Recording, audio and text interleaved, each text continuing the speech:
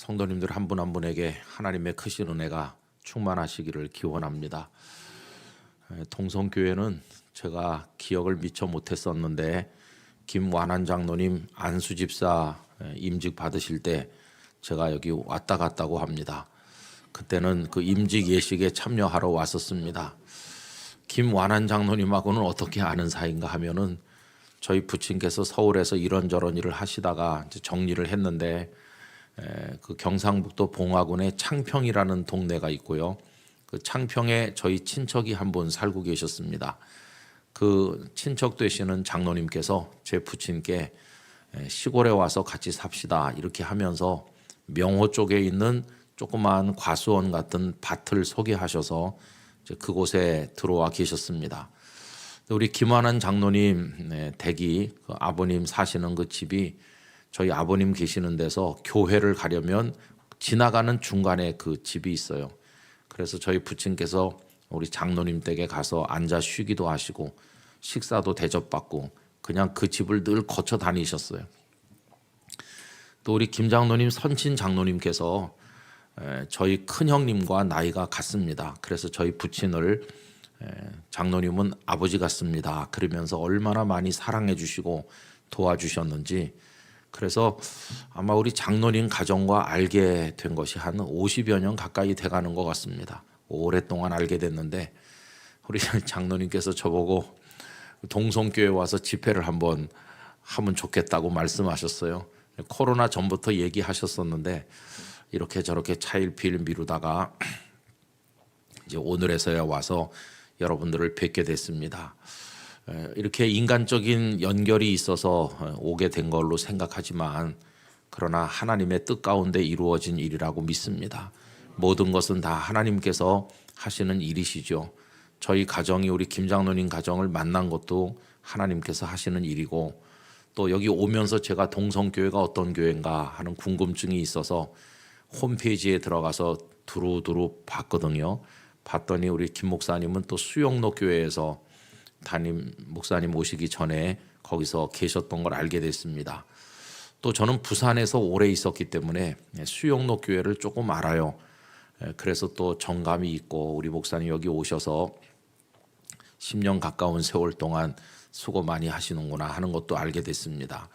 그리고 어제 제가 목사님 하신 설교 사도행전 1장 1절부터 11절까지를 본문으로 해서 기다려야 된다는 말씀하셨잖아요. 그래서 제가 그 설교도 듣고 왔고 또 설교 시작하실 때 제 얘기하는 것도 듣고 왔고 그렇습니다. 시무 장로님이 6분이라는 것도 보고 왔고 그래서 다 구경하고 동성교회가 어떤 교회인지 조금이라도 알기 위해서 그렇게 하고 왔습니다.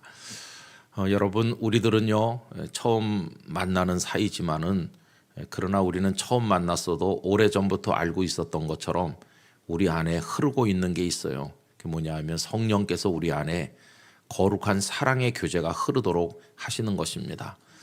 우리들의 만남과 교제는 인간적인 만남도 인간적인 교제도 아닙니다. 삼위일체 하나님께서 함께 하셔서 거룩한 사귐을 가지게 하시는 것이죠. 그래서 오늘 제가 여러분들에게 같이 나눌 말씀을 드릴 때 또 여러분들은 성령님께서 깨닫게 하실 때 그 말씀에 아멘 하면서 우리 피차가 은혜를 받게 될 줄로 믿습니다. 이 하나님의 말씀은 성령의 감동으로 기록되었기 때문에 공부를 많이 한 사람이라고 잘 깨닫는 게 절대 아닙니다. 여러분, 우리나라에서 대단한 인물 여러 사람 있지만 아마 이어령 박사, 이어령 교수님처럼 박학다식한 분도 별로 없을 것 같아요. 저도 뭐 이런저런 책을 읽곤 하는데 이어령 교수님의 책을 읽으면은 그 한 페이지 한 페이지 속에 영감이 얼마나 많이 함축되어 있나 하고 깜짝깜짝 놀랄 때가 있습니다. 어떤 때는 책 한 바닥을 읽기가 어려워요. 그 한 줄 한 줄이 저를 사로잡아서 그 다음 줄을 읽어 내려가기가 어렵게 만들 때가 있어요. 참 이분은 아는 것도 많고 아는 거를 잘 정리해서 설득력 있게 글을 쓰는 재주도 있고, 보통 사람은 알지도 못하는 깊은 그런 것들을 얼마나 잘 찾아내서 그래서 그 이야기들을 우리 앞에 펼쳐놓는지 정말 굉장한 분이죠. 그분은 기독교 학교인 이화여자대학교 교수로 수십 년을 봉직했습니다. 그분 책을 읽어보면 성경 얘기도 굉장히 많이 나옵니다. 그런데 여러분, 그렇게 박학다식한 대단한 학자고 문학평론가고 글을 잘 쓰시는 분이지만, 성경을 여러 수십 번 읽은 분이지만 성경을 믿지는 않았어요. 하나님을 믿지는 않았습니다. 기독교 대학에 있으면서 채플에도 참석하고 그랬지만 하나님을 믿지는 않았어요. 그러고 보면 여러분, 말씀을 읽고 깨닫고 그 말씀을 받아들여서 아멘 하면서 그 말씀이 증언해 주시는 삼위일체 하나님을 자신의 아버지 하나님으로 고백하는 것은 사람의 힘으로 되는 게 아닙니다. 그래서 여러분, 공부를 많이 했다고 깨닫는 게 아닙니다.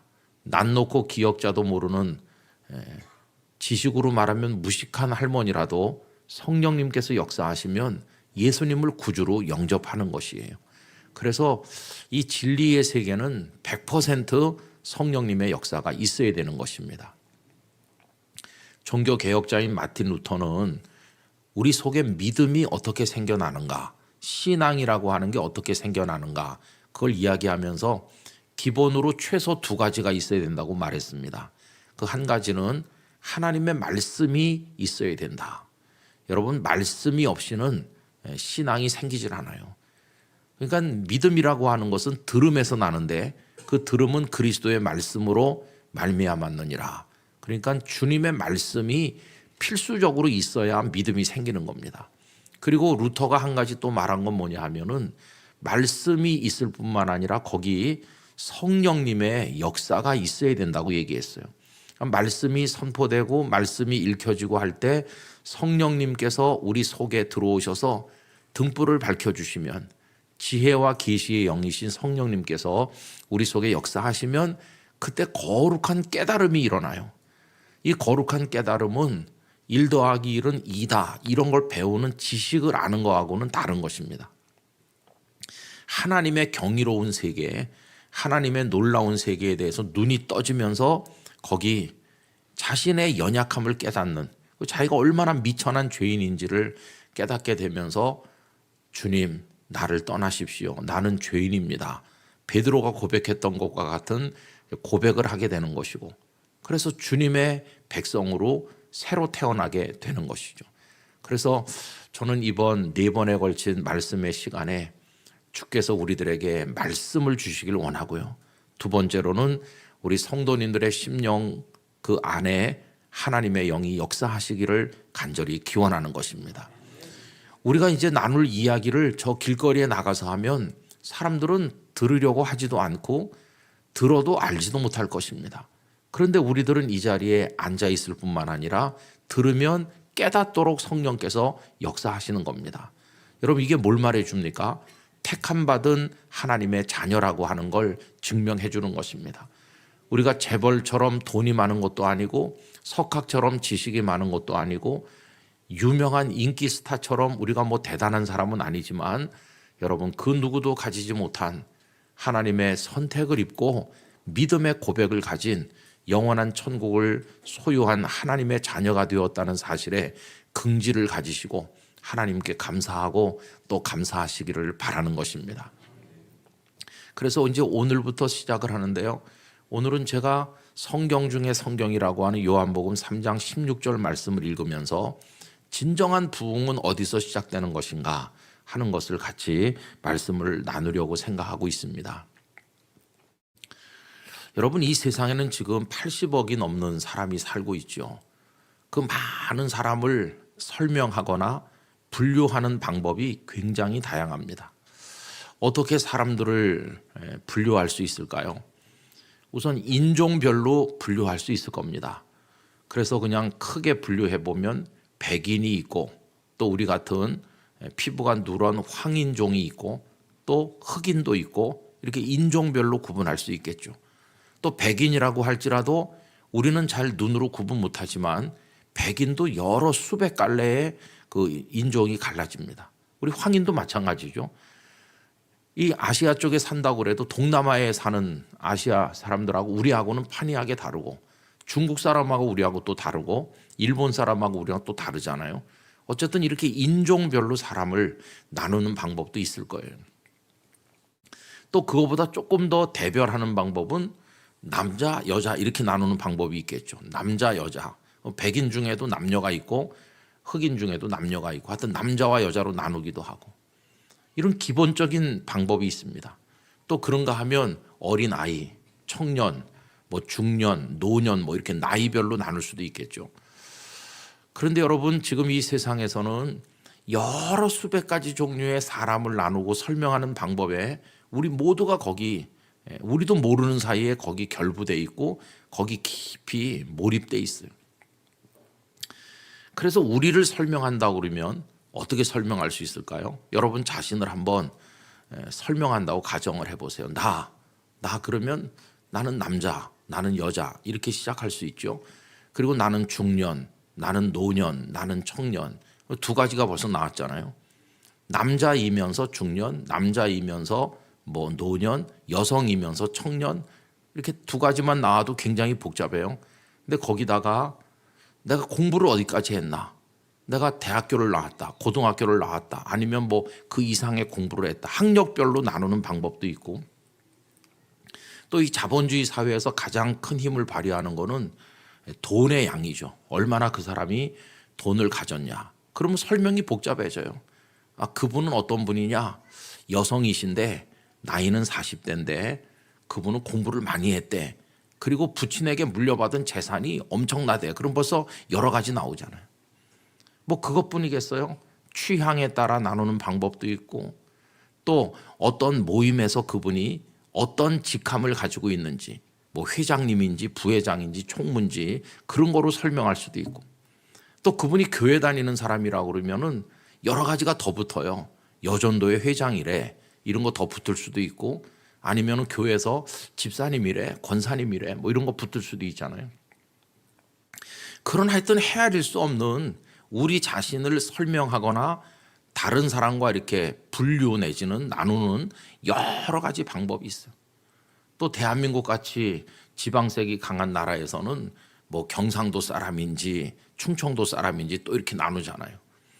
저는 부산에서 오랫동안 목회를 했는데 부산에 한 번도 가본 적이 없는 제가 부산서 28년을 목회했거든요. 그럼 여러분 부산에 가서 저는 경상도 사투리는 다 똑같은 줄 알았어요. 그런데 가서 보니까 경상도 안에서도 다르다는 걸 알게 됐어요. 제가 부산에 가서 있으면서 보니까 못 들어본 말을 듣게 됐는데 서부 경남 그런 말을 쓰더라고요. 서부 경남은 어딜 말하느냐 하면은 저 진주 쪽을 말하는 거예요. 진주, 사천 뭐 그런 쪽을 서부 경남이라고 그래요. 그러면 서부 경남의 반대는 동부 경남일 텐데 그 뭐 해운대로부터 시작을 해가지고 그쪽 위쪽이 이제 동부 경남이죠.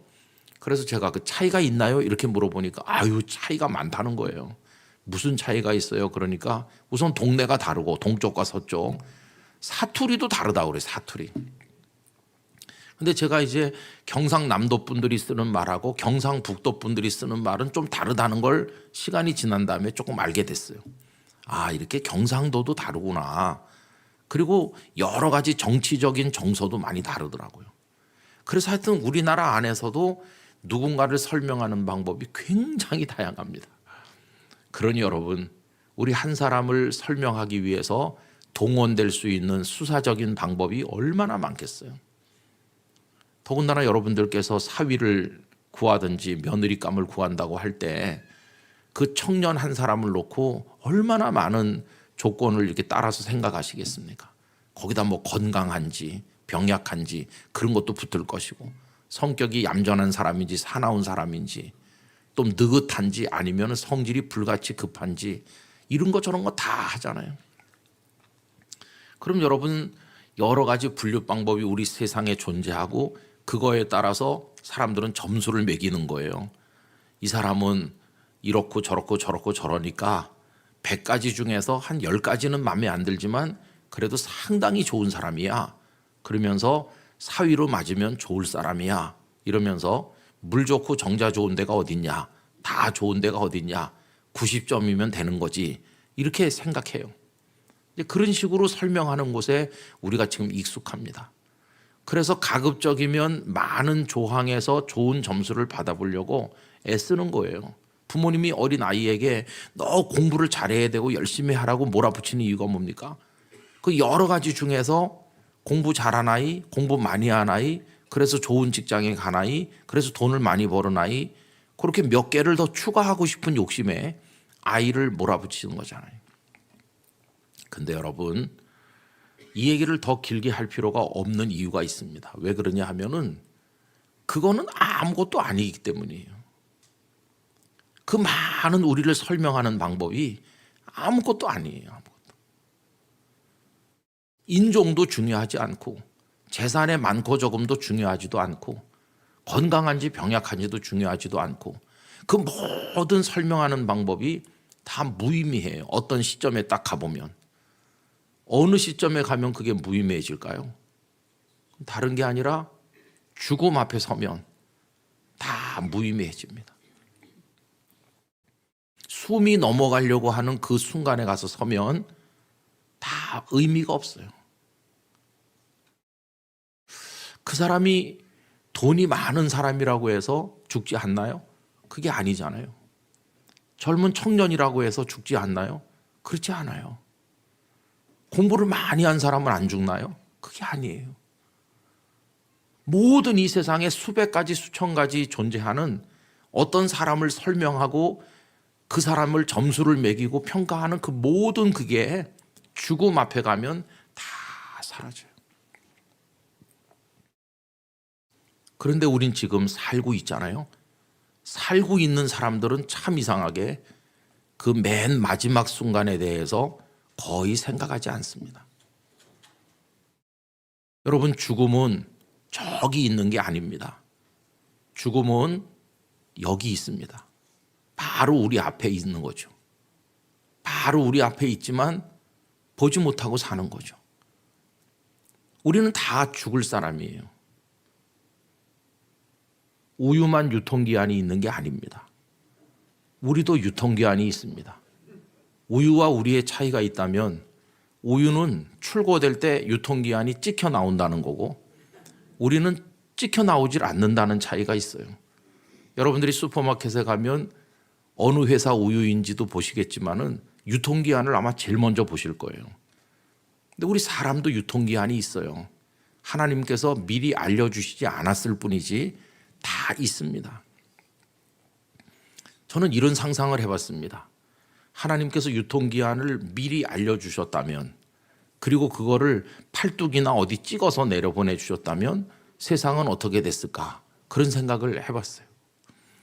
여러분, 선보러 나가면 제일 먼저 뭐부터 볼까요?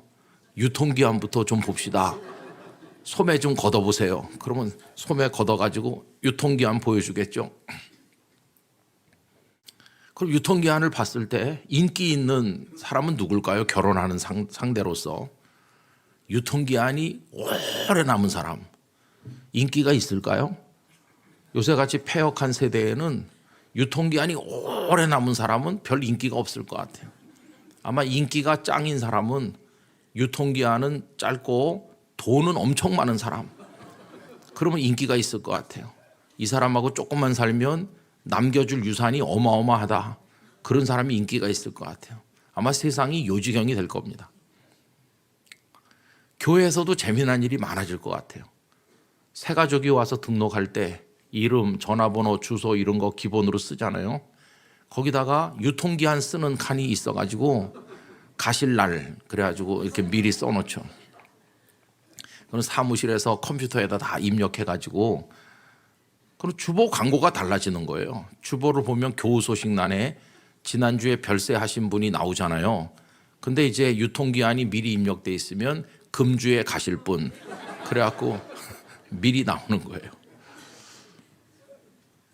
이번 화요일 날은 어느 장로님이 가시기로 돼 있고 수요일 날은 어느 집사님이 가기로 돼 있고 이렇게 미리 나오고 그 밑에 또 괄호 안에 광고가 나오겠죠. 금주에 가실 분들을 위한 고별 예배를 이따가 몇 시에 요 소예배실에서 드리겠습니다. 소예배실에 금주에 가실 분들이 꽃 하나씩 달고 앞에 나와 앉아 있고 그 가족들이 쭉 나와 있고 우는 사람도 있고 뭐 그러면서 사랑했던 친구들이 나와서 같이 마지막 예배를 드리면서 또 목사님도 설교하면서 이렇게 말하겠죠. 권사님 너무 섭섭해하지 마세요. 저는 5년 후에 가기로 돼 있습니다. 그러면서 뭐 설교도 하고 또 막 이렇게 끌어안고 잘 가라고, 내년에 내가 가서 만나자고 그러기, 가기 전에 꾼돈은 꼭 주고 가라고 그러고, 뭐 이상한 일이 많아질 것 같아요. 근데 여러분, 그 죽음 앞에 딱 서면 다른 거 다 사라지는 거예요. 죽음 앞에 섰을 때 딱 하나가 남습니다. 사람을 나누는 방법 중에서 무수한 방법은 다 사라졌고 딱 하나 남아요. 그게 뭔지 아세요? 그 사람이 하나님 앞에서 의인인가 죄인인가, 요것만 남습니다. 부자 가난한 사람, 배운 사람 못 배운 사람, 인종이 어떻고 뭐 남자 여자 이런 거 다 없어지는 거예요. 다 없어지고 그 사람이 어떤 사람이었든지 간에 숨 거두는 그 시간에 하나님 앞에서 의인인가 죄인인가 이것만 남는 거예요. 그게 가장 본질적인 구분 방법이에요. 그게 가장 본질적인 구분 방법이에요. 둘 중에 하나지 제3의 길은 없습니다. 마태복음 25장에 보면 예수님께서 세 가지 비유를 말씀하셨죠. 열 처녀의 비유도 말씀하셨고 달란트 이야기도 말씀하셨고 양과 염소의 이야기도 말씀하셨는데 그게 다 둘로 나누는 겁니다. 그 열 처녀 이야기는 기름을 충분히 준비한 슬기로운 5명의 처녀와 기름이 떨어져 가니까 사러 가는 동안에 신랑이 오는 바람에 신랑을 맞이하지 못한 어리석은 5 처녀로 쫙 나눠지잖아요. 달란트 비유에도 달란트를 받은 종이 3명 나오지만 사실은 둘입니다. 왜 그러냐 하면 5달란트, 2달란트 받은 사람들은 똑같이 남겨서 착하고 충성된 종이라고 칭찬받고, 한 명, 그 1달란트 받은 사람만 악하고 게으른 종이라고 저주받잖아요. 결국 착하고 충성된 종과 악하고 게으른 종으로 나눠지는 거예요. 양과 염소 얘기는 뭐 더 그렇죠. 오른쪽에는 양 같은 사람 앉히고 왼쪽에는 염소 같은 사람 앉혀서 쫙 나눠지잖아요. 그래서 여러분, 주님 앞에 가게 될 그 순간이 되면 주님 앞에서 의인인지 죄인인지 그것만 남는 거예요. 다른 건 다 사라져요. 맨 마지막에 중요한 거는 그거 딱 하나입니다. 그거 딱 하나. 저는 동성애 성도들이 다 주님 앞에서 의롭다 인정받은 분들 되시기를 축원합니다. 그게 우리가 하나님을 믿는 수천만 가지 이유 중에 가장 기본되는 것이에요. 바로 그것 때문에 예수님은 이 땅에 오신 것이에요. 여러분, 그것 때문에 예수님이 십자가를 지셨습니다. 예수님께서는 그거를 위해서 오셨지 그 나머지에 대해서는 예수님은 별 관심이 없으세요. 어떤 사람이 와가지고 예수님께 이런 말씀을 드렸죠. 우리 형님에게 말을 해가지고 유산을 좀 내가 억울하지 않게 받도록 형님에게 말 좀 해주세요. 아마 그 유산을 상속하는 과정에 이 사람이 억울한 생각이 들은 것 같아요. 그래서 그 도움을 요청하는 걸 예수님께 말씀드렸어요. 예수님께서 재산 분규에 개입하시고 형에게 동생 돈 좀 더 줘라 이런 말 하시러 오신 분이 아니잖아요. 예수님 병든 사람도 고치시긴 했어요. 그러나 주님 앞에 이르게 되면 건강한가 병들었는가 하는 게 중요하지 않아요. 그래서 주님은 그저 병든 사람 고쳤지만 그 사역이 제한적인 것이에요. 또 주님은 배고픈 사람 오병이어의 역사를 통해 먹이긴 했지만 숨 거두기 직전에 배 부른 사람인가 배고픈 사람인가는 중요하지 않기 때문에 먹이시는 사역도 제한적이었어요. 그거는 메시아 사역의 중간에 하신 일이고, 메시아 사역의 맨 마지막 절정에서 하신 일은 뭐냐 하면 십자가 지신 겁니다. 근데 그 십자가를 지신 거는 뭐와 관련이 있습니까? 의인인가 죄인인가를 결정짓는 데 관련된 것이에요. 여러분, 십자가는 왜 존재하는가?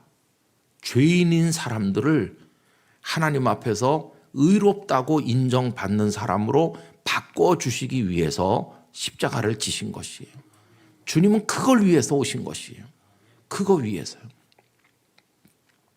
근데 오늘날 교회 다니는 사람들이 이거 잘 모릅니다. 그게 정말 안타까운 거예요. 여러분, 우리가 예수님을 왜 믿느냐 하면 이것 때문에 믿는 건데요. 교회 다니는 사람들도 자기가 하나님 앞에서 죄인인지 의인인지에 별 관심이 없어요. 그거는 옆으로 이렇게 밀어내놓고 다 관심 있는 게 뭔지 아세요? 그 나머지 것들이에요. 저 집사님이 부자래. 어휴, 그렇대. 거기 다 관심 있어요. 어느 장로님 아들이 이번에 회계사 시험에 합격했는데 어휴, 돈 많이 벌겠구만. 다 그런 데 관심 있어요. 또 교회에서는 항존직을 뽑는 투표를 하면 어느 분이 권사님이 됐는지 못 됐는지, 안수집사 됐는지 못 됐는지에 얼마나 촉각을 곤두세우는지 몰라요. 그 안수집사 돼가지고 천국 가는 거 아니잖아요. 그런데도 다 거기에 목을 매달고, 심지어는요 똑같이 장로님이 3분 피택이 되면 피택 된 걸로 끝나면 되는데 그 중에서도 누가 표가 더 많냐를 굉장히 따지는 거예요. 그 본인이 그런 걸 따져요. 본인이. 아유, 저같이 부족한 사람이 장로가 되다니 할 말이 없습니다. 이래야 되는데, 목사님 그때요 누구 이렇게 저를 포함해 3명 됐거든요. 아, 그러세요? 그때 제가 표 제일 많았어요. 아, 그게 무슨 대단한 거라고. 그래서 제가 또 무관심하면 상대방이 실망할까 봐. 아, 그러세요? 몇 표나 더 많았어요? 3표요. 아유, 그런 얘기 들으면 숨이 칵 막히는 거예요. 그 3표 더 많아가지고 장로 됐다고 천국을 가고 3표 적고 장로 된 사람은 천국을 못 갑니까? 하나도 중요하지 않잖아요. 그런 거. 중요하지 않은데 우린 거기다 온 생각을 집중하는 거예요. 그리고 그게 안 되면 화가 막 나고 뭐 교회를 오느니 안 오느니 그러면서 뛰쳐나가는 거예요. 부산에서 목회할 때 경사스러운 일이 있는 집에서 성도들을 대접했어요. 처음에 교회가 조그말 때는 식사를 대접하다가 나중에 성도가 점점 늘어나니까 경제적 부담이 돼서 그냥 간식만 대접했어요. 식사는 이제 교회에서 하고 귤이라든지 떡이라든지 요구르트 같은 거 좀 이렇게 그냥 그 집안에서 대접하는 거예요. 근데 어떤 가정에서 귤이랑 떡이랑 요구르트를 대접하는데 이렇게 나눠주다 보니까 뭐 좀 모자랄 수도 있잖아요. 근데 끄트머리에 요구르트가 떨어졌어요. 요구르트가 뭐 이렇게 비싸고 좋은 요새 나오는 그런 거 말고 제일 싼 거 조그만 거 있잖아요. 옛날이니까 그런 건데 그게 한 20, 30개 그때 모자라 가지고 나중 온 사람은 다른 건 받았는데 요구르트는 못 받는 거예요. 아, 그런데 늦게 온 모 집사님이 요구르트 왜 나는 안 주냐 그러면서 왜 다 주는데 나는 왜 안 줘요 그러면서 막 화를 내면서 나눠주는 권사님들한테 막 따지고, 아, 뭐 권사님들이 잡수신 것도 아니고 계속 나눠주는데 모자란 걸 어떡하겠어요. 아, 요구르트가 떨어졌네 그러면 아, 알았습니다 그러면 가면 될 걸. 그 요구르트 못 먹어서 뭐 지옥에 가는 것도 아닌데도 그 요구르트 안 준다고 막 화를 내면서 이렇게 차별이 심한 교회 오나 봐라 그러면서 그 집사님이 실제로 한 달 정도 교회를 안 왔어요. 그래서 제가 요구르트 무시하면 안 된다는 걸 알게 돼요. 요구르트 마귀가 생각보다 세다 그런 생각을 했어요. 아니, 교회를 안 오면 어떻게 하자는 거예요. 영원한 생명의 나라에 들어가야 되는데 요구르트 때문에 포기하는 거예요. 참 이렇게 안타까울 때가 어디 있겠습니까? 그러니까 지금 여러분 가만히 생각해 보세요. 우리가 하나님 앞에 드리는 기도를 가만히 분석해 보세요. 무엇을 위해서 기도하나요? 무엇을 위해서 하나님 앞에 부르짖나요? 가장 우리가 심각하게 기도해야 될 것은 내가 지금 이 순간에라도 부르심을 받는다면 나는 주님 앞에서 의롭다고 인정받은 사람인지 아니면 죄인인지, 그게 가장 심각한 겁니다. 그거보다 더 심각한 건 없어요. 그러면 주님이 그걸 위해 오셨으면은 내 기도의 가장 중요한 핵심은 거기 있어야 되는 거예요. 구원받지 못한 사람은 구원의 은혜를 갈망해야 되고, 아직도 죄 회개가 안 된 사람은 죄 회개하고 용서받기 위한 눈물의 기도가 있어야 되는 것이고, 구원받은 기쁨이 있는 사람은 그걸 두고 하나님을 찬송해야 되는 것이고, 언제나 거기 초점이 맞춰져 있어야 되는 거예요. 어디 가서 어떻게 되십니까? 누구십니까? 그러면 아, 나 교회 장로예요. 이거부터 말하기 전에 구원받은 하나님의 아들입니다. 그게 가장 중요한 거예요. 저 같은 목사님들은요, 그게 가장 중요한데 그걸 얼마나 생각하는지 잘 모르겠어요. 저도 목사님들 모인 곳에서 이제 많은 강의도 하고 그랬는데 목사님들이 가장 큰 관심사는 어느 교회에서 목회하느냐예요. 어느 교회에서 목회. 이제 제가 내일 저녁에 조금 간증할 시간이 있겠습니다만은 저는 부산에 가서 한 번도 살아본 적도 없고 가본 적도 없었거든요. 그런데 하나님께서 서울에서만 살았던 저를 이제 부산에 보내셨어요. 32살부터 부산에 가서 담임 목회를 했어요. 새파랗게 젊은 담임 목사죠. 그러면서 이제 그 조그마한 교회에서 목회를 이제 했는데, 그러다가 이제 영락교회에서 저를 오라고 장로님들이 찾으러 내려오셔서 우리 장로님들하고 많은 대화 끝에 영락교회를 가게 됐어요. 여러분들 교회랑 영락교회랑 교단이 달라서 잘 모르시는 분도 계시겠는데, 우리 한국교회 큰 어른이셨던 한경직 목사님이 세우시고 한경직 목사님이 목회하셨던 교회죠. 영락교회는 진짜 한국교회의 중심 교회였습니다.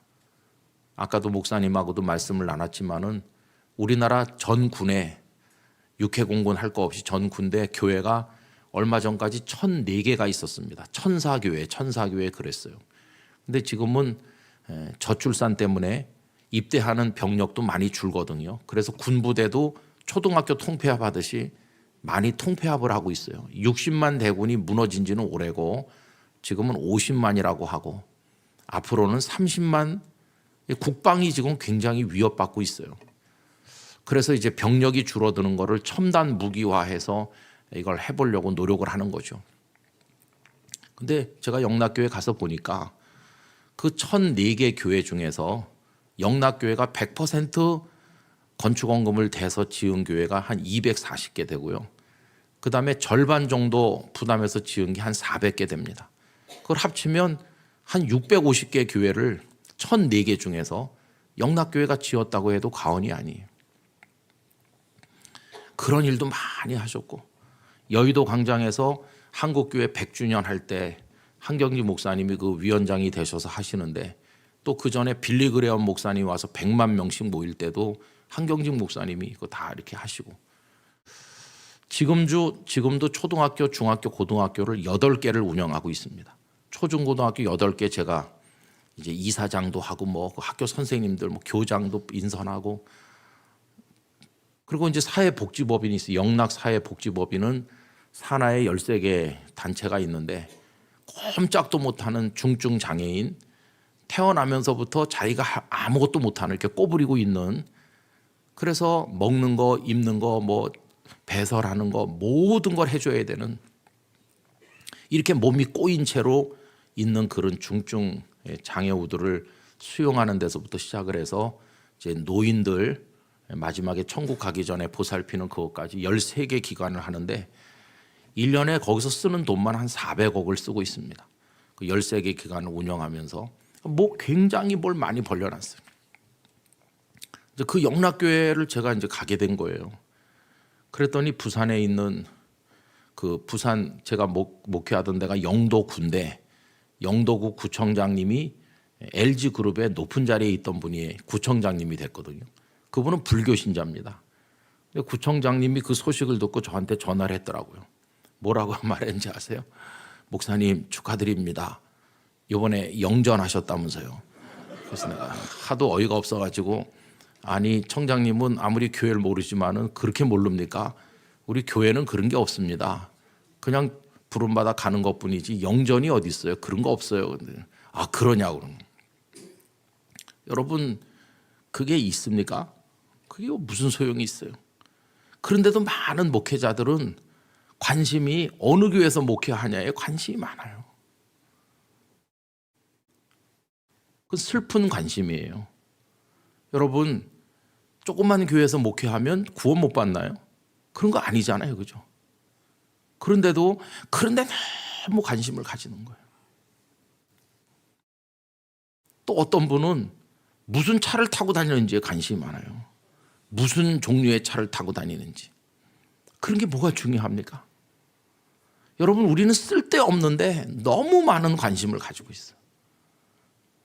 우리 교인들도 너무 많이 아무 의미가 없는 것에 매달려 살아요. 그리고 많은 교회에서 가을만 되면 바빠요. 뭐 항존직 선거하는 것도 바쁘고, 남녀 선교회가 총회를 하는데 누가 이번에 회장이 될 건지도 다 신경을 곤두세우고, 그런 거 하나도 중요한 게 아닌데 저는 왜 한국교회 우리가 영적 부흥을 이루지 못할까? 이 성경의 중심 주제가 예수 그리스도고, 예수 그리스도께서 오신 가장 중요한 목적이 멸망할 죄인인 우리들을 의롭다 인정받는 사람으로 바꿔주심으로 멸망하지 않고 영생을 얻게 하시는 그거 위에서 오셨고, 성경의 주제가 그거고, 우리가 가장 믿어야 될 핵심 진리가 그건데 우리 그거는 옆으로 이렇게 슬 밀어놓고 있어요. 온통 기도하는 것도 중요하지 않은 걸 붙들고 기도해요. 가장 중요한 거는 관심이 없어요. 구원받은 기쁨은 별로 없고 애가 대학에 합격하는 기쁨이 훨씬 커요. 뭔가 좀 이상하지 않습니까? 그래서 심각한 것이에요. 저는 오늘 요한복음 3장 16절을 읽었는데, 여러분 제가 초등학교 때 성경 퀴즈 대회를 나갔어요. 그랬더니 이제 거기서 이제 잘했다고, 그다음에 노회가 하는데 내보내서 거기서 또 잘했다고, 전국에 이제 노회 대표들이 모여가지고 하는데 성경 퀴즈 대회를 나갔어요. 그랬더니 출제된 문제 중에 하나가 성경 전체의 요절이라고 할 수 있는 게 어디냐, 그게 문제였어요. 요한복음 3장 16절입니다. 맞았다고 그랬어요. 여러분 성경이 어떻게 구성되어 있나요? 구약과 신약으로 구성되어 있습니다. 구약이라는 말은 올드 테스타먼트, 옛날 약속이라는 뜻입니다. 신약은 뉴 테스타먼트, 새 약속이라는 뜻입니다. 성경은 두 개의 약속이 붙어 있는 책입니다. 옛 약속의 핵심이 뭐냐 하면 이겁니다. 하나님이 세상을 만드셔서 사람을 창조하시고 사랑하셨지만 인간이 죄를 범해서 멸망하게 됐기 때문에 그 인간을 구원할 구원자 메시아를 보내주겠다는 약속, 그게 옛 약속의 핵심입니다. 그래서 구약 성경에는 메시아에 관한 예언이 많이 있습니다.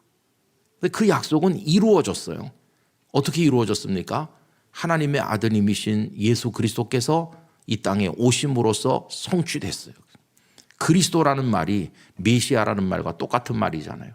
메시아는 히브리어로 하는 거고 그리스도는 헬라어로 하는 건데 뜻은 기름 부음 받은 사람이라는 뜻이잖아요.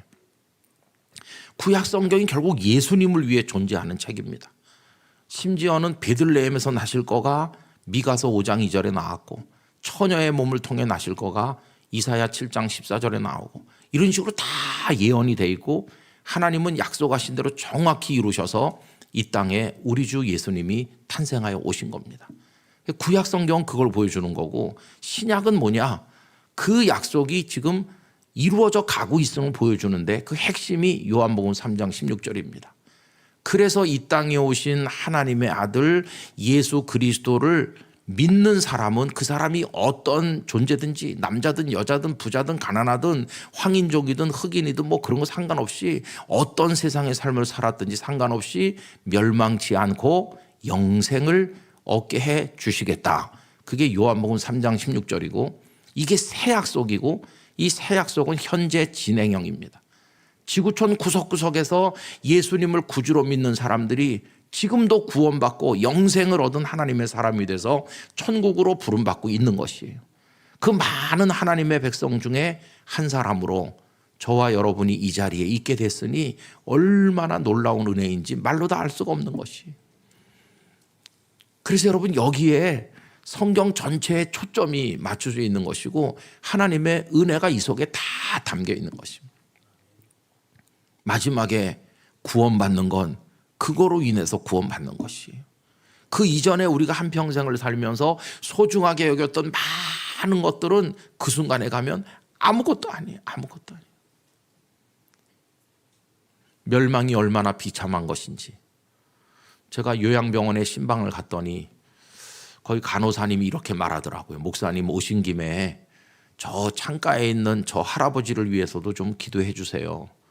그래서 우리 교회 성도를 만나고 모르는 창가에 있는 할아버지를 만나러 갔어요.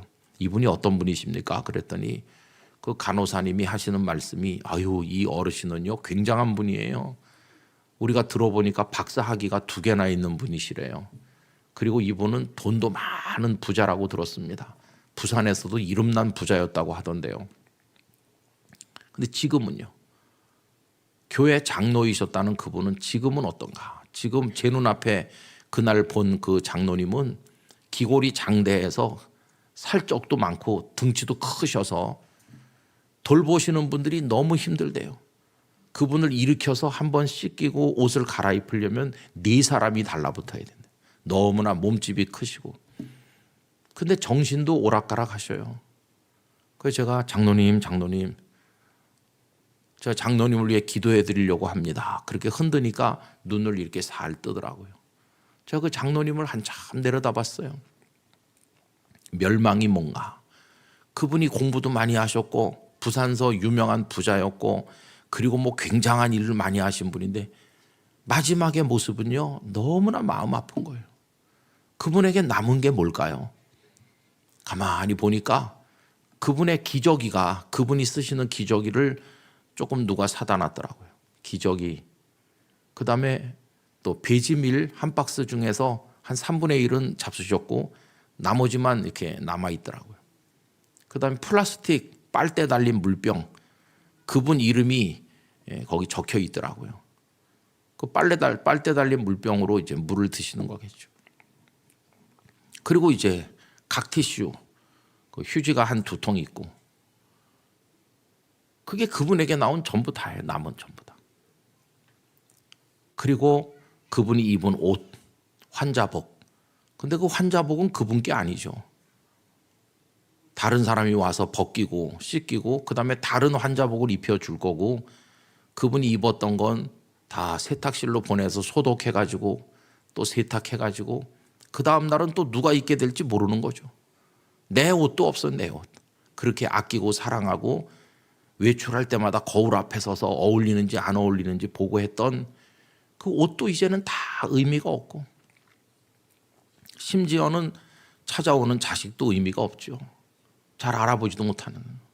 이제 남은 건 주님 만나는 거 하나 남은 건데 야 이렇게 인생이 끄트머리에 가면 허망한 거구나. 허망한 인생인데 한평생을 살면서 그거 뭐 이루지 못한다고 분노하고 원망하고 이뤘다고 기뻐하고 하나님도 망각하고 자기 욕망 따라 살면서 얼마나 어리석게 좌충우돌하면서 우쭐하기도 하고 교만하기도 하고 때로는 좌절하기도 하고 가족 형제끼리도 원수가 되기도 하면서 우리가 왜 이렇게 살고 있나. 이런 허망한 인생을 사는데 마지막에 우리의 소망은 주님 나라에 들어가는 것뿐인데 그리고 그거는 죄인이던 우리가 예수 그리스도를 통해 의롭게 되는 그거 하나밖에 없는 건데 우리는 왜 헛된 것에 매달려 사나. 그런 생각을 또 하게 됐어요. 저는 동성교회 성도 여러분들이 이 성경 전체가 우리에게 보여주는 하나님께서 우리에게 베푸시는 온갖 은혜 중에서 가장 결정적인 거 우리를 멸망치 않고 영생을 얻게 해주시는 바로 그거에 붙들려 살아가시기를 바라는 것입니다. 구원받은 하나님의 자녀 되는 것보다 더 중요한 것은 없는 것이. 부흥이 뭘까요? 부흥이. 여러분 부흥을 설명하려면 구약 성경의 하박국서를 설명하면 참 좋은데 이 시간은 그 얘기를 할 수는 없지만은 부흥은 멸망할 죄인이 구원받는 게 부흥입니다. 멸망할 죄인이 구원받는 거. 근데 우리 한국교회에서는 부흥을 어떻게 해석하냐 하면은 사람이 늘어나는 걸 부흥이라고 그래요. 100명 다니던 교회 150명 오면 와 부흥했다 이래요.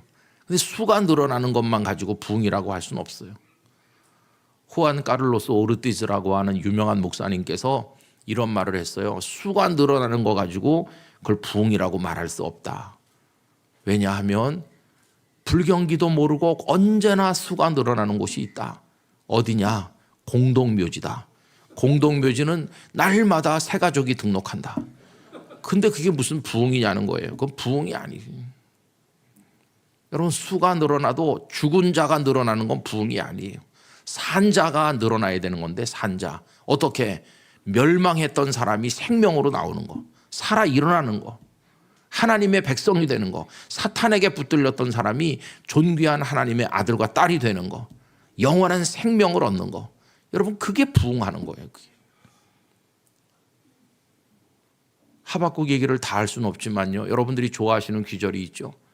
하박국이 처음에는 유다 사회 부패상 때문에 하나님 앞에 원망도 하고 사회의 문제로 원망하는 거예요. 요즘 우리식으로 말한다면 우리 사회도 원망할 거 많아요. 왜 하나님, 북한은 새해 벽두부터 왜 저렇게 발악을 하는 겁니까? 원망스럽습니다. 왜 우리나라는 정치 테러가 일어나는 겁니까? 원망스럽습니다. 왜 내가 지지하는 국회의원이 뽑히질 못하는 겁니까? 뭐 이런 거 하자면 끝이 없잖아요. 왜 우리 사회에는 부정부패가 많습니까? 뭐 할 말이 너무 많죠. 근데 하박국도 처음엔 그랬어요. 왜 우리 사회가 강포가 심하고 진리가 시행되지 못하고 정의가 이루어지지 못하고 왜 이 사회가 이렇습니까? 이게 하박국 1장 2절부터 나오는 얘기가 그런 겁니다. 그러면서 하나님께서 바벨론 군대가 온다고 하니까 왜 또 그 악한 바벨론 군대가 오는 겁니까? 또 가지고 또 따지잖아요. 처음에는 속이 그렇게 끓었어요. 그리고 하박국 개인도 제대로 되는 게 없어요.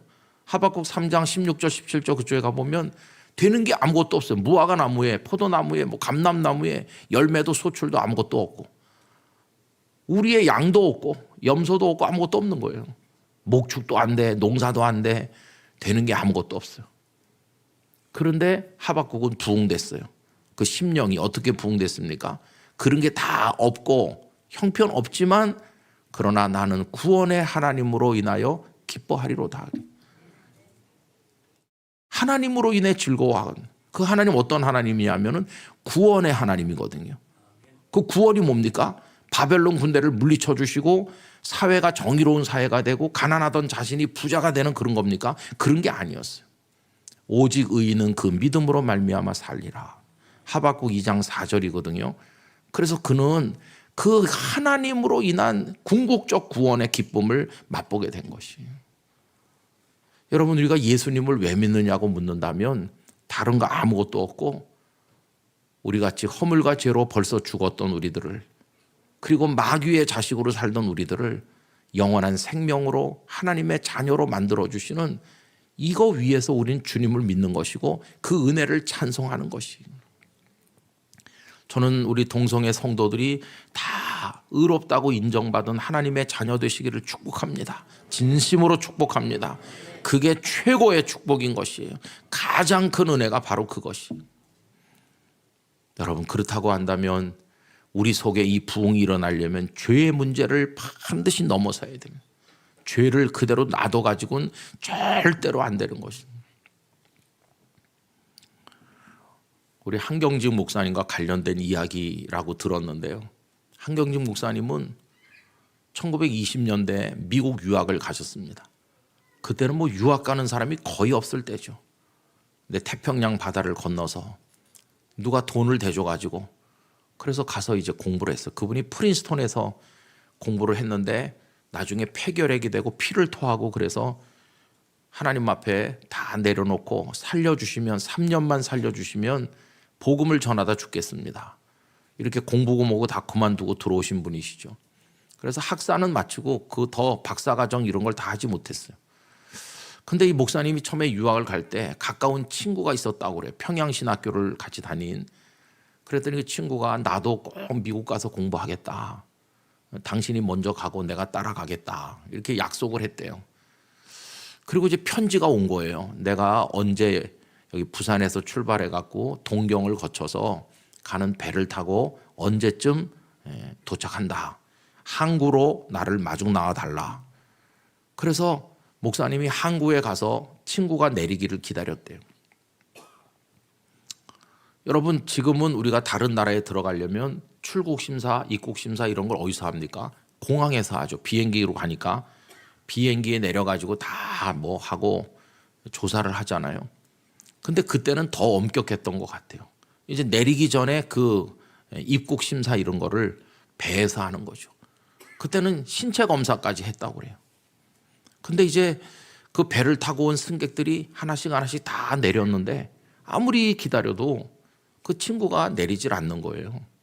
그래서 목사님은 분명히 편지에는 그 배편으로 온다고 그랬는데 안 왔나? 무슨 못 올 일이 생겼나?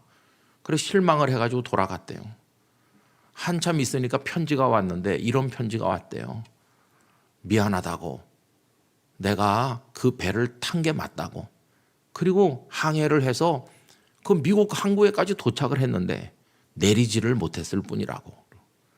여러분, 그분이 왜 못 내렸을까요? 그 배에서 마지막 검사를 다 하는 거예요. 신체 검사도 하고 그러는데 이분에게 병이 발각돼 가지고 발견돼서 못 내리게 한 거예요. 당신 같은 병이 있는 사람은 우리나라에 입국 못한다. 그리고 여러분, 이 목사님에게서 무슨 병이 발견됐나요? 참 충격적이게도 그 목사님에게서 발견된 병은 성병이었어요. 아니, 목사가 어떻게 그런 병에 걸렸지? 딱 깜짝 놀라잖아요. 근데 그 목사님이 예수님을 믿기 전에 저 만주벌판으로 한량같이 험하게 살았던 사람이거든요. 돌아다니면서 온갖 세상의 쾌락을 즐기고 먹고 마시고 그렇게 살았던 사람이 변화돼 가지고 예수 믿고 목사 돼 가지고 이렇게 한 거거든요. 그게 벌써 오래전 일인데 하도 험하게 몸을 굴리면서 살았을 때 감염됐던 어떤 병이 오랫동안 몸속에 잠복해 있다가 그런 병이 있다고 그래요. 금방 증세가 나타나지 않고 균이 몸속에 오래 있다가 그게 나중에 나타났는데 몰랐던 거예요. 참 무서운 병이죠. 이 목사님은 이미 예수님을 믿고 구원받은 주의 종이 됐지만 그 죄의 흔적이 여전히 남아있다가 고개를 쳐든 거예요.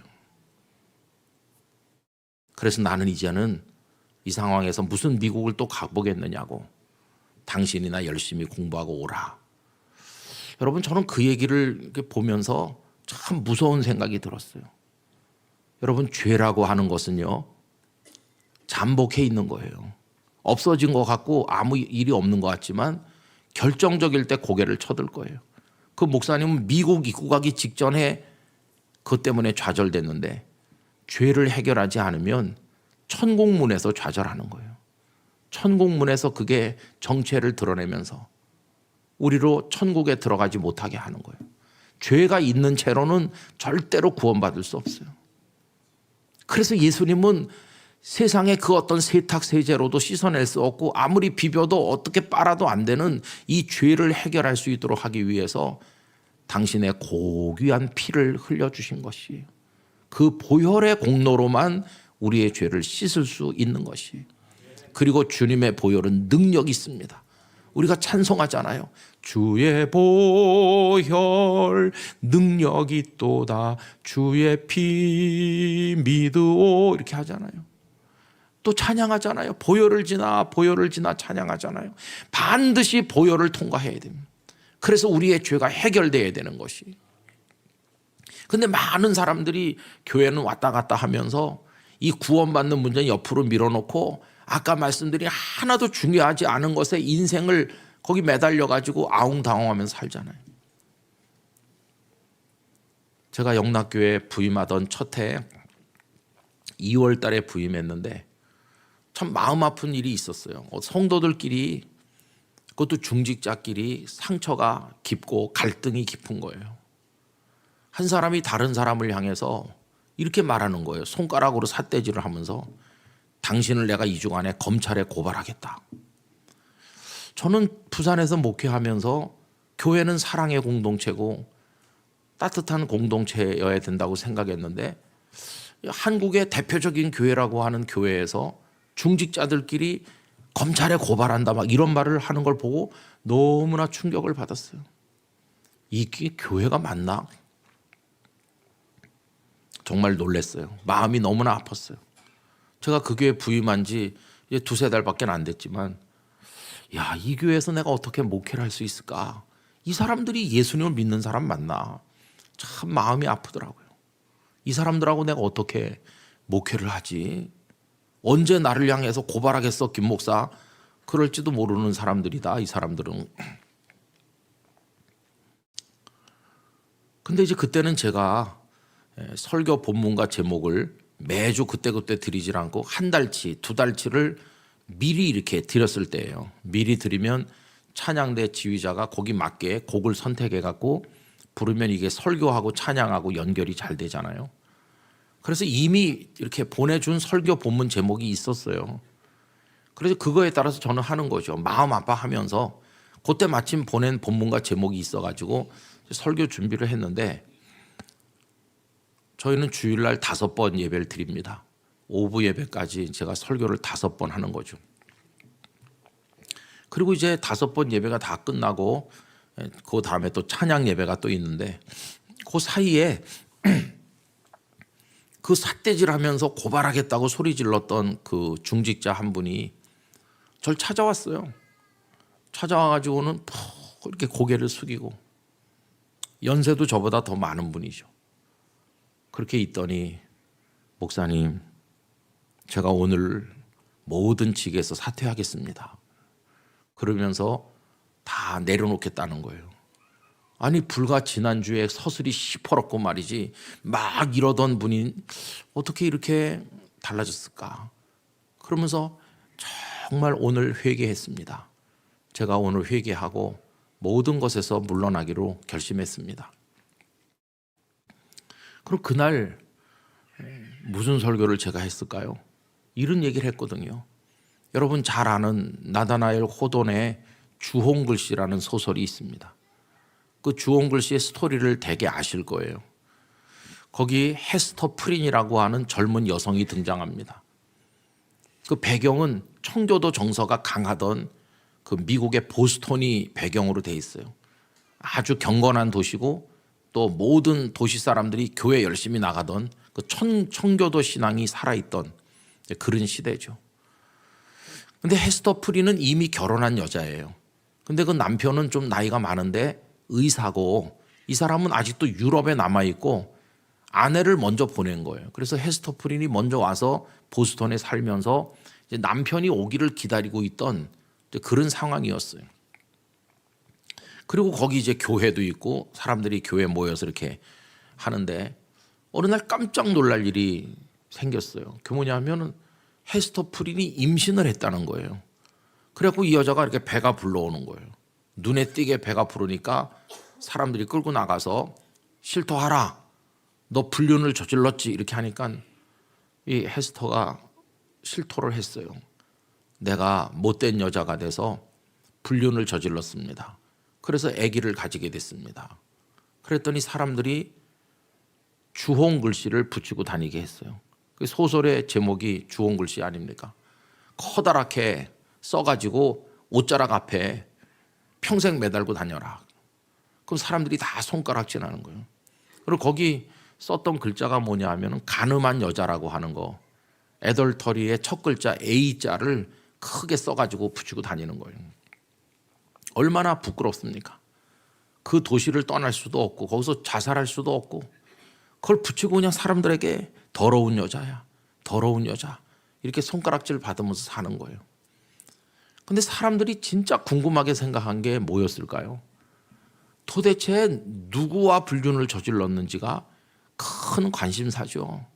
이 여자를 아무리 닥달을 해도 절대 입을 안 여는 거예요. 욕은 저 혼자 먹어도 쌉니다. 그 절대 입을 안 열으니까 그 남자가 누군지를 모르는 거예요. 그렇게 세월이 이제 여러 달이 지났어요. 그런데 이제 유럽에 있던 그 의사, 이 여인의 남편이 도착을 했어요. 도착해서 보니까 부인은 그 지경이 돼 있고 뭐 엉망이 된 거 아닙니까? 아내를 보냈는데 아내가 이 지경이 돼 있고 하니까 이 늙은 의사가 얼마나 화가 났겠어요. 그런 상태로 두 사람이 같이 살지도 않으면서 이렇게 불편하게 지금 이렇게 지내고 있는데, 이 남편도 도대체 그놈이 누구냐, 이게 큰 관심사죠. 이제 그러고 있던 차에 그 마을에 교회가 있잖아요. 목사관에서 연락이 왔어요. 목사가 너무 몸이 많이 아파가지고 그래서 긴급 왕진을 와달라. 그래서 이 헤스터 프린의 남편이 왕진 가방을 들고 가서 목사를 진찰하게 됐어요. 목사의 가슴팍을 풀어 헤치고 청진기를 대려고 하는데 깜짝 놀랐어요. 목사의 가슴팍을 이렇게 헤치니까 이 가슴에 A자가 새겨져 있는 거예요. 살을 파가지고 문신처럼 해가지고 가슴에다 크게 A자를 하고 있는 걸 보게 됐어요. 목사가 바로 그 불륜남이었던 거예요. 그런데 그 목사는 지금까지 아무 일 없는 것처럼 설교도 하고 사람들도 만나 상담도 하고 사람들 만나 밝게 웃기도 하고 목사 노릇을 다 하고 있었던 거예요. 남편이 그걸 알게 됐어요. 그래서 남편은 분을 참지 못하고 이거를 온 동네 사람들에게 폭로를 해서 이제 사건을 이제 확 파헤치려고 생각을 한 거죠. 그런데 그 헤스터 프린이 남편에게 매달려 가지고 제발 목사님 얘기만은 하지 말아달라고, 목사님 얘기만 하지 말아달라고, 내가 나쁜 여자고 저 목사님 훌륭한 분인데 목사님 얘기만은 하지 말아달라고 매달리는 거예요. 그래도 이 남편은 그걸 폭로하기로 결심해요. 그 사람들이 많이 모이는 어떤 행사가 있는 날이 됐어요. 근데 이 목사는 그 일이 있고 나서 자기를 자책하면서 얼마나 고통 가운데 보내면서 제대로 먹지도 않고 고민하면서 살이 빼짝 마르고 그래서 그 의사 왕진을 요청한 거예요. 그런 지경으로 있다가 완전히 파리해져 가지고 기운이 하나도 없는 처지로 그 행사가 있는 그날 무대 위에 올라가는 거예요. 그 도시의 사람들이 많이 모였는데 이제 이 의사가 올라가서 다 폭로를 하려고 오늘 다 폭로하고 오늘 끝을 본다 이렇게 생각하는 거거든요. 근데 이 목사가 먼저 올라가서 순서에 따라서 얘기를 이제 하는 순서가 있는데 이 목사가 올라가서 폭탄 선언을 하는 거예요. 여러분이 가장 알고 싶었던 거, 헤스터 프린의 아이의 아버지가 누군지 가장 알고 싶어 했을 텐데 그게 바로 접니다. 그 남자가 폭로하기 전에 목사가 먼저 고백을 하는 거예요. 저는 여러분들을 속였고 목사라고 할 수도 없고 그러면서 그 얘기를 하고 너무 충격을 받는 상황에서 이 목사가 세상을 떠나요. 근데 그런 줄거리로 이어져 내려가는 게 그 주홍글씨라는 소설이거든요. 그래서 제가 그날 설교하면서 앞에서 그 얘기를 조금 했어요. 조금 하면서 이렇게 말했습니다. 여러분 세상에는요 불륜을 저지른 사람과 불륜을 저지르지 않은 사람 이렇게 나누는 것 같다. 그렇지만은 그렇게 나누는 건 잘못이다. 오히려 사람들은 어떻게 나누냐 하면 이렇게 나누죠. 헤스터 프린은 왜 욕을 얻어먹습니까? 잘못을 저질렀는데 들킨 거예요. 들켰기 때문에 배가 나오니까 들키는 거죠. 그래서 A자를 다룬 거고 저 목사는요. 목사는 들키지 않았기 때문에 목사 노릇 계속한 거예요. 그러면 지금 이 세상은 들킨 죄인과 들키지 않은 죄인이 있는 건데 의인은 없나니 하나도 없다고 로마서 3장 10절에서 말했으니까 죄인과 의인으로 나누는 게 아니에요. 아까 제가 말씀드렸죠. 죄인과 의인으로 나누는 게 아니라 죄인과 의롭다 함을 받은 사람으로 나누는 거지 의인은 애초부터 없는 거예요. 다 죄인이니까요. 모두가 죄인이라면 어떻게 나누나 들킨 죄인과 아직 안 들킨 죄인이죠. 그럼 아직 안 들킨 죄인들은 어떻게 행동합니까? 죄인이 아닌 것처럼 행동하죠. 그러면서 들킨 죄인을 향해서 막 손가락질해요. 저 여자 나쁜 여자다 이렇게. 그럼 자기는 죄가 없습니까? 자기도 다 죄가 있는데 단지 발각되지 않았을 뿐이죠. 발각되지 않았을 뿐이지 사실은 죄인인데도 발각되지 않은 걸 가지고 자긴 죄인이 아닌 척하면서 발각된 사람들에게 손가락질을 하는 거죠. 그래서 제가 이렇게 말했습니다. 헤스터 프린은 사람들에게 발각된 죄인이고 그럼 그 목사는요. 목사는 사람들에게는 발각되지 않았지만 누구에게 발각됐습니까? 하나님께 발각된 거죠. 이 목사는 알고 있는 거예요. 사람들은 몰라도 하나님은 다 알고 계시다. 이 죄인을 어떻게 하면 좋을까? 그래서 헤스터는 옷에다가 A자를 붙이고 다니는데 이 목사는 자기 살에다가 A자를 새겨 넣은 거예요. 하나님 죄인입니다. 죄인입니다. 그러면서 목회하고 죄인입니다. 이렇게 회개하면서 설교하는 거예요. 그게 병이 돼가지고 너무 고통스러우니까 이제 죽게 된 건데 사실 우리는 이미 다 하나님께 발각된 죄인입니다. 사람들에게는 발각되지 않았는지 몰라도 하나님 앞에는 다 발각된 죄인입니다. 그럼 그 다음 얘기는 뭡니까? 다 발각된 죄인이라면 이제 어떻게 사람을 나눌 수 있나? 마지막 나누는 방법이 딱 하나 남는 거죠. 그게 뭐냐 하면은 자기가 죄인이라는 걸 알고 하나님 앞에 회개하는 죄인이 있고 끝까지 회개 안 하는 죄인이 있다. 회개하는 죄인은 용서를 받고 의롭다고 인정을 받아서 천국문을 통과하는 거고 끝까지 회개하지 않는 죄인은 멸망하는 겁니다. 그러면 오늘 우리 예배당 안에 앉아 예배드리는 우리는 자기를 어느 쪽으로 생각합니다. 이미 다 발각됐다는 걸 잊으시면 안 돼요. 이제 남은 건 회개하는 죄인이 될 건지 회개하지 않는 죄인으로 버티다가 멸망할 건지 그것만 남은 건데 예수님의 보혈 앞으로 다 나와서 회개해야 됩니다. 그날 설교가 그런 거였거든요. 근데 이 지난주에 손가락질 하면서 고발하겠다고 했던 그분이 그 설교를 듣고 충격을 받은 거예요. 아, 나도 다 하나님 앞에 발각된 죄인인데 어떻게 동료를 향해서 내가 손가락질하고 고발한다고 말할 수 있었을까? 나는 자격이 없어. 하나님 앞에 회개해야 돼. 그러면서 다 내려놓는다. 여러분, 그분은 그날 변했습니다. 그날 변해서 새 사람이 됐어요. 우리가 권면해가지고 그만두시면 안 되고 끝까지 책임을 다하셔야 된다고 그래서 끝까지 물러나지 못하게 이렇게 했긴 했는데 그분은 그 다음부터 완전히 변했어요. 그렇게 사람들에게 공격을 많이 하던 분이 일절 말을 하지 않게 됐고 열흘씩 보름씩 금식 기도를 하러 다니면서 가난하고 불쌍한 사람을 돕는 사람으로 완전히 변했어요. 그분은 회개하는 은혜를 입었고요. 의롭다 인정받는 축복을 얻은 분이 됐음을 제가 그분을 보면서 깨달았어요. 아, 이분은 진짜 그리스도인이 되었다 이제. 예수님을 요만했을 때부터 믿었는데 70이 거의 다 된 나이에서야 진정한 회개를 했고 구원의 은혜를 기쁨으로 받아들이게 된 것이. 여러분, 부흥은 그게 부흥이에요. 그분이 그전에 뭐 집사로서 봉사 많이 하시고 그래가지고 뭐 어느 부서가 뭐가 되고 애들이 많이 와서 늘어나고 그게 부흥이었나? 아니요. 그분 자신의 심령이 구원받아 하나님의 자녀된 기쁨으로 감격의 눈물을 흘리는 거, 그게 부흥이고 그게 한 68세 돼서 찾아온 거예요. 여러분, 그런 의미에서 지금 우리 한국교회는 어떤가를 생각해 봐야 돼요. 이게 안 되면요 구원받지 못하는 거죠. 여러분, 우리 껍데기에 속으면 안 됩니다. 예수님께서 이런 말씀하셨죠. 마태복음 7장 21절 쪽에 가보면 주여 주여 내가 주의 이름으로 선지자 노릇하고 능력을 행하고 내가 주의 이름으로 귀신을 쫓아냈습니다. 이거 굉장한 겁니다. 선지자 노릇한다는 거는 설교한다는 뜻이고 능력을 행하고 귀신을 쫓아내는 굉장하잖아요. 그렇게 했다는 거예요. 그렇게 안 한 게 아니라 했어요. 했는데 예수님의 반응이 뭡니까? 야, 너 수고했구나 이렇게 하십니까? 아니요. 불법을 행하는 자들아 내게서 물러가라. 나는 너희를 도무지 알지 못한다.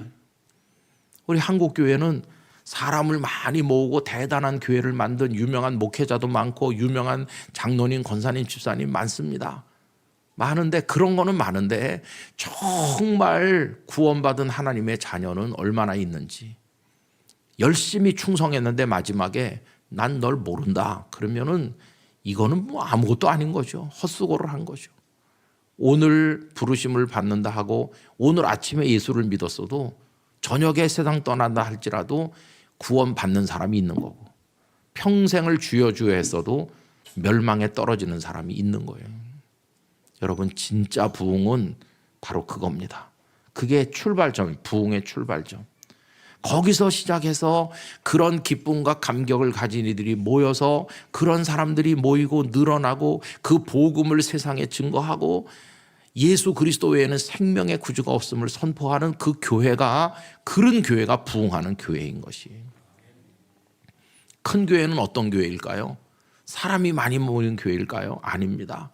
큰 교회는 구원받은 사람이 많은 교회가 큰 교회입니다. 구원받지 못한 사람이 아무리 많이 모여도 그건 큰 교회가 아니고 예수님의 보혈을 통해서 구원받은 사람이 많은 교회가, 그 교회가 진짜 큰 교회인 것이에요. 주님이 보시는 방법하고 사람이 보는 방법은 판이하게 다르다는 걸 잊어서는 절대로 안 될 것입니다. 그래서 여러분, 우린 다른 사람을 평가할 필요가 없어요. 저 사람은 뭐 돈 많은 사람, 없는 사람, 큰 교회 목사, 작은 교회 목사, 뭐 이 사람은 장로, 이 사람은 집사도 아직 못했고, 이런 5만 가지 기준으로 생각할 필요 없어요. 그저 언제나 겸손하게 주님, 저 같은 죄인을 의롭다고 인정해 주시고 자격 없는 저를 하나님의 자녀 삼아 주신 은혜 감사합니다. 그 기쁨, 구원받은 감격, 그것이 여러분 안에 충만하시기를 축원하는 것입니다. 그거밖에 없는 것이에요. 그 구원의 기쁨은 누구도 빼앗아 갈 수가 없어요. 평화로다 하늘 위에서 내려오네 할 때 그 평화의 근원은 바로 그것인 것이에요. 마지막에 눈을 감을 때가 돼도 절망하지 않고 마지막 호흡을 내쉬면서도 하나님을 찬송할 수 있는 그 기쁨은 어디서 오는 것인가? 이 구원받은 감격으로부터 오는 것이에요. 여러분, 그거밖에는 없는 것이에요. 거지 나사로도 구원을 받아서 아브라함의 품에 안겼는데 그 부자는 아무 소용이 없잖아요. 음부에 떨어져서 물 한 모금만 손에 찍어서 혀를 서늘하게 해달라고 애원하는 자리에 떨어지고 보면 그 이전에 세상에서 누리던 게 무슨 소용이 있습니까? 여러분, 그런 의미에서 우리 동성애 성도들이 진정한 구원을 얻으시고 진정한 부흥을 경험하시게 되기를 축원하는 것입니다. 다 여기서 시작하는 거예요. 그럼 이제 이 관점으로 가족들을 봐야 돼요. 내 남편은 구원받은 기쁨이 있나? 우리 부모님은 구원받은 분이신가? 우리 애들은 어떤가? 다 여기서 출발해야 돼요. 모든 걸 여기서 시작해가지고 그 다음에 봉사도 하고 선교도 하고 그 기쁨으로 하는 것이지, 그 기쁨이 없는 상태로 아무리 많은 사역을 해도 그건 다 사상 누각을 쌓는 것에 불과하다는 걸 잊으면 안 될 것입니다. 오늘 밤에 주님이 우리를 부르신다 할지라도 주님의 품에 안길 수 있는 구원의 축복을 받은 진정으로 부흥된 하나님의 자녀들이 다 되시기를 축원하는 것입니다. 여러분, 언제나 거기다 초점을 맞추시고 그 기쁨 안에 살아가시기를 진심으로 축원합니다. 이제 내일 새벽에 또 중요한 말씀을 나눌 텐데, 오늘 밤에 돌아가셔서 나 같은 사람이 하나님의 사람이 되다니, 예수님 날 위해 십자가 지시고 피 흘려 주시고 나 같은 죄인을 구원하시다니 하나님 감사합니다. 가셔서 가족들하고 같이 둘러앉으셔서 우리 가정에 이 복음을 주시고 우리 가족들이 구원받게 해주신 하나님 감사합니다. 기쁨의 기도를 드리시고 편안한 쉼을 누리시게 되기를 바랍니다. 기도하겠습니다.